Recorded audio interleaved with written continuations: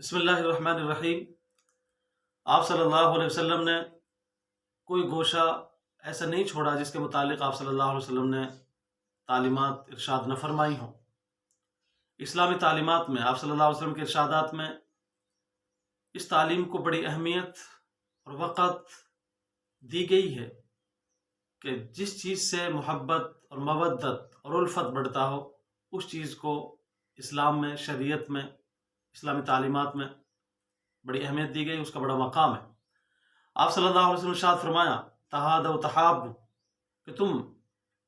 ایک دوسرے کو ہدیہ لیا دیا کرو تاکہ تمہیں آپس میں محبت ہو جائے۔ تو محبت کے بڑھانے کے لیے، محبت کے اضافے کے لیے آپ صلی اللہ علیہ وسلم نے ہدیہ کے لین دین کی بات ارشاد فرمائی۔ حضرت عائشہ رضی اللہ عنہ ارشاد فرماتی ہیں آپ صلی اللہ علیہ وسلم ہدایہ کو قبول فرمایا کرتے تھے۔ کوئی چیز آپ صلی اللہ علیہ وسلم کو اگر پیش کی جاتی تو آپ صلی اللہ علیہ وسلم پوچھتے کہ یہ صدقہ ہے یا ہدیہ ہے۔ اگر کہا جاتا کہ صدقہ ہے تو آپ صلی اللہ علیہ وسلم اس کو استعمال نہ فرماتے، اور کہا جاتا کہ یا رسول اللہ یہ ہدیہ ہے تو آپ صلی اللہ علیہ وسلم اس کو استعمال فرماتے۔ آپ صلی اللہ علیہ وسلم نے ارشاد فرمایا تم ہدیہ لیا دیا کرو، اس لیے کہ ہدیہ دلوں کی کدورت، دلوں کی عداوت، دلوں کی نفرت کو دور کرتا ہے، محبت پیدا فرماتا ہے۔ آپ صلی اللہ علیہ وسلم نے ارشاد فرمایا کہ مجھے کوئی بکری یا مرغی کے کھر کے برابر، پیر کے برابر، یا بکری یا مرغی کے ایک ران کے برابر اگر مجھے کوئی ہدیہ دے گا تو میں اسے ضرور قبول کروں گا۔ یعنی آپ صلی اللہ علیہ وسلم نے ہدیہ کے قبول کرنے کی ترغیب دی ہے اور ہدیہ دینے کی بھی ترغیب دی ہے۔ یہاں آج کا جو میرا اہم پیغام ہے، جو مخصوص ایک پیغام میں دینا چاہ رہا ہوں آپ صلی اللہ علیہ وسلم کی ان احادیث کے نظریے سے، ان احادیث کے پس منظر میں، پیش منظر میں، کہ ہمارے میوات میں ایک ہدایہ کا لین دین، ہدایہ کا دینا یا تو ہے ہی نہیں یا ہے تو بہت کم مقدار میں ہے۔ ہاں، یہ تو الحمدللہ ہے کہ علماء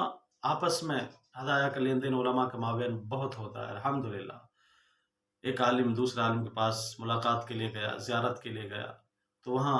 ہدیہ کا لین دین، انہوں نے ہدیہ دیا، انہوں نے ہدیہ قبول کیا، پھر انہوں نے دیا، انہوں نے ہدیہ قبول کیا، تو الحمدللہ علماء کے مابین تو اس سنت پر بہت اچھا عمل ہے۔ لیکن عوام اس سے بہت دور ہے، جبکہ عوام کو اس میں آگے آنا چاہیے، بہت ضروری چیز ہے۔ مثال کے طور پہ ہمارے یہاں ہمارے ائمہ ہیں، مساجد کے ائمہ ہیں، مساجد کے ائمہ کو ان کی جو اناج کی جو تنخواہ ہے، یا تراویح کے موقع پر جو کچھ دیا جاتا ہے، یا ماہانہ ان کا جو مشاہرہ جو دیا جاتا ہے، اس کے علاوہ ہماری عوام یہ سمجھتی ہے کہ ان کے ذمہ کچھ بھی نہیں ہے۔ علماء سے دعاؤں کے لیے کہنا، علماء کی مجلس میں بیٹھنا، علماء کی زیارت کرنا، یہ تو عوام میں ہے، لیکن علماء کو کچھ تحفہ، کبھی خوشبو دے دی، کبھی کوئی کپڑا دے دیا، کبھی کوئی کتاب دے دی، کبھی کوئی مسواک دے دی، یعنی جو ایک ہدیہ کے طور پہ کہ حضرت ہم آپ کے لیے ہدیہ پیش کر رہے ہیں، جیسا کہ دوسرے لوگوں میں ہے، یا علاقہ میوات کے علاوہ دوسری جگہ کے جو مسلمان ہیں ان میں الحمدللہ یہ رواج کافی حد تک ہے، لیکن علماء جو ہمارے جو عوام میوات ہے اس میں یہ رواج کافی حد تک کمزور ہے یا نہ کے درجے میں ہے۔ تو میں ان سے گزارش کروں گا کہ ہمارے جو ائمہ ہیں، ہمارے جو علماء ہیں، ان سے آپ محبت کریں، اور محبت کا اظہار ہدیہ کے طور پر اگر آپ کریں گے تو یہ آپ کے لیے ثواب کی چیز بھی ہوگی، اور علماء کی دعاؤں میں آپ کا بہت اہم حصہ بھی ہوگا۔ ہدیہ ایک ایسی چیز ہے، ہدیہ ایک ایسے پودے کا پھول ہے جو پودا محبت کی زمین میں اگتا ہے اور اخلاص کی فضا میں پھلتا اور پھولتا ہے، اس کا یہ پھول ہے ہدیہ۔ تو علماء کو آپ ہدیہ دیں گے، ائمہ کو آپ ہدیہ دیں گے، ان کی ضروریات کا خیال رکھیں گے، اور میں تو سمجھتا ہوں کہ ہدیہ میں آپ ایک چیز آتی ہے کہ بھئی کیا چیز دیں۔ تو زمانے حاضر کے اعتبار سے، بلکہ دور حاضر کے اعتبار سے میں بات کہوں گا، بلکہ حالات پہ غور کرتے ہوئے میں بات کہوں گا کہ آپ ہدیہ میں نقدی رقم اگر آپ دے رہے ہیں تو وہ زیادہ اچھی چیز ہے۔ ہو سکتا ہے آپ نے اس کے لیے کپڑے پیش کیے، امام صاحب کے لیے آپ نے کوئی اور چیز پیش کی، ہو سکتا ہے امام صاحب کو اس کی ضرورت ہی نہ ہو،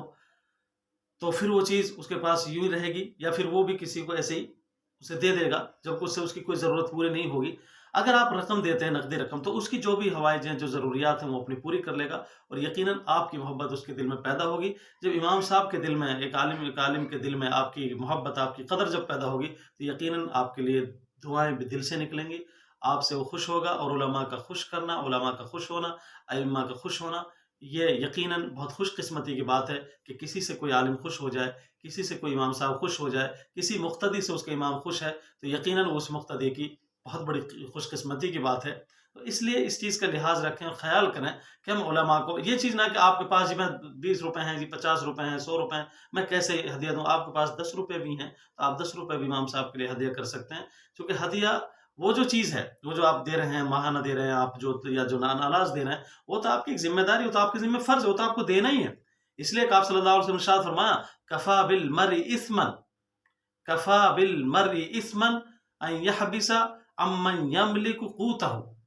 آپ صلی اللہ علیہ وسلم نے ارشاد فرمایا انسان کے گنہگار ہونے کے لیے یہی کافی ہے کہ جس کا وہ مالک ہے، جس کا وہ ذمہ دار ہے، یا جو اس کے پاس کام کر رہا ہے، اس کے رزق کو، اس کی تنخواہ کو روک لے. اگر آپ امام صاحب کی تنخواہ روک رہے ہیں، اس کی اگائی روک رہے ہیں، تو آپ بہت بڑے پاپی، بہت بڑے گنہگار، بہت بڑے مجرم ہیں آپ. وہ تو آپ کی ذمہ داری، وہ تو دینا ہی دینا ہے. میں بات کر رہا ہوں ہدیہ کی. ہدیہ، تحفہ آپ امام صاحب کے لیے، امام صاحب کی قدر کرتے ہوئے، امام صاحب کو عظمت کی نظر سے دیکھتے ہوئے،